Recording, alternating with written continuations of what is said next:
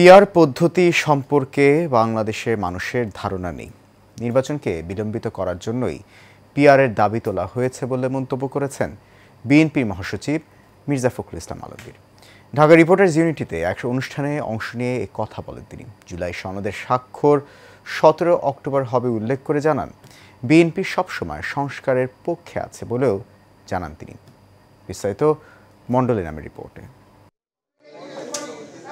Democratic League ডিএল-এর প্রয়াত সাধারণ সম্পাদক সাইফুদ্দিন আহমেদ মনিরের মৃত্যুবার্ষিকীতে এই স্মরণ সভার আয়োজন করা হয়। এতে অংশ নেন বিভিন্ন রাজনৈতিক দলের নেতারা।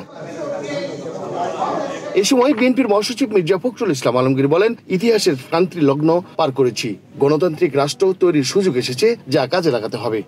এই দেশের মানুষ কখনো ভুল করে না। এই দেশের মানুষ সবসময় সঠিক পথে এগিয়ে যায়।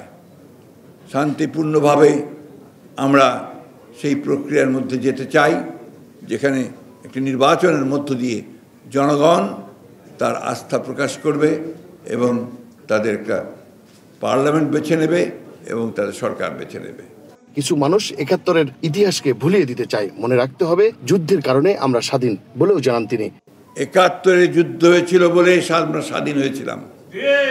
স্বাধীন হয়েছিলাম বলেই আজকে আমরা নতুন রাষ্ট্রের নতুন চিন্তা করতে পারছি। স্বাধীন হয়েছিলাম বলেই কিন্তু আমরা আজকে এই বাংলাদেশের মানুষের অবস্থার পরিবর্তন করবার যে সংগ্রাম, সেই সংগ্রামে অংশ নিতে পারছি। প্রতিনিয়ত সোশ্যাল মিডিয়াতে বিএনপির বিরুদ্ধে অপপ্রচার চলছে, তবে সকল ষড়যন্ত্র মোকাবেলার শক্তি বাংলাদেশের মানুষের আছে বলেও জানান বিএনপির মহাসচিব মির্জা ফখরুল ইসলাম আলমগীর। প্রতিদিন আপনাদের এই ইউটিউব, টেলিভিশন, আপনার সোশ্যাল মিডিয়া, এগুলোতে বিভিন্ন রকম সত্য মিথ্যা অপপ্রচার চালিয়ে যাওয়া হচ্ছে। আমার বিশ্বাস যে আপনারা এখান থেকে সঠিক তথ্যটি বেছে নিতে সক্ষম। মণ্ডলের নাম, এশিয়ান টেলিভিশন, ঢাকা।